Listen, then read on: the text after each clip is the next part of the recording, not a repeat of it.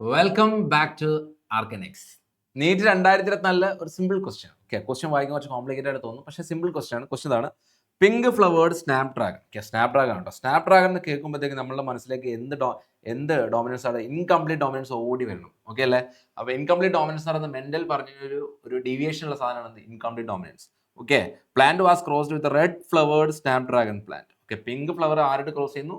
Red ഫ്ലവറിന്റെ cross ചെയ്യുന്നു. അപ്പോൾ എന്തൊക്കെ ഫിനോടൈപ്പാണ് നമ്മൾ എക്സ്പെക്ട് ചെയ്യുന്നത്? അപ്പോൾ നമുക്ക് എല്ലാവർക്കും അറിയാം, പിങ്ക് എന്ന് പറയും. ഓക്കെ, പിങ്ക് എന്ന് പറയുമ്പോൾ ക്യാപിറ്റൽ ആർ സ്മോൾ ആർ ആണെന്ന് പിങ്ക്.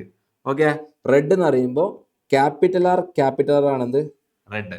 ഓക്കെ, ക്രോസ് ചെയ്യുമ്പോൾ നോക്കാം, ക്യാപിറ്റൽ ആർ സ്മോൾ ആർ, രണ്ട് ഗ്യാമിറ്റ് ഉണ്ടാവും. ഇവിടുന്ന് ആകെ ഒരു ടൈപ്പ് ഗ്യാമിറ്റ് ഉണ്ടാവുള്ളൂ, ക്യാപിറ്റൽ ആർ. ഓക്കെ, ഇവരെയാണ് എന്ത് ചെയ്യുന്നത്? നമ്മൾ ക്രോസ് ചെയ്യുന്നത്.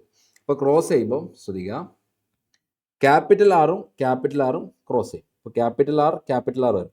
ഇത് റെഡ് ആണോ പിങ്ക് ആണോ? ഇത് റെഡ് ആണ്.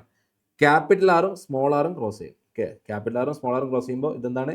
പിങ്ക് ആണ്. അപ്പോൾ പ്രോജനി എന്ന് പറയുന്നത് ഒരു റെഡും ഒരു പിങ്കും ഉണ്ടാവും. ഓക്കെ അല്ലേ? അപ്പോൾ ക്വസ്റ്റ്യൻ നോക്കാം. ക്വസ്റ്റ്യൻ നമ്മൾ ആൻസർ ആണ് പറയാൻ പോകുന്നത് കേട്ടോ. ഓൺലി റെഡ് ഫ്ലവേർഡ് പ്ലാന്റ് ആണോ? ഒരിക്കലല്ല, റെഡ് ഫ്ലവേർഡ് പ്ലാന്റ് അല്ല. Red flowered as well as pink flowered plant. Okay, ഇത് കറക്റ്റ് ആവാൻ ചാൻസ് ഉണ്ട്. അത് കറക്റ്റ് ആണ് ശരിക്കും പറഞ്ഞാൽ കേട്ടോ. ഓൺലി പിങ്ക് ഫ്ലവേർഡ് ഒരിക്കലല്ല. Red pink as well as white നമുക്ക് വരുന്നേ ഇല്ല. അപ്പോൾ ഓപ്ഷൻ 2 ആണെന്ത് കറക്റ്റ്. അങ്ങനെ ക്വസ്റ്റ്യൻ കാണുമ്പോൾ അതിന് പാനിക് ആവണ്ട, ജസ്റ്റ് എന്താ ക്രോസ് എടുത്ത് നോക്കുക.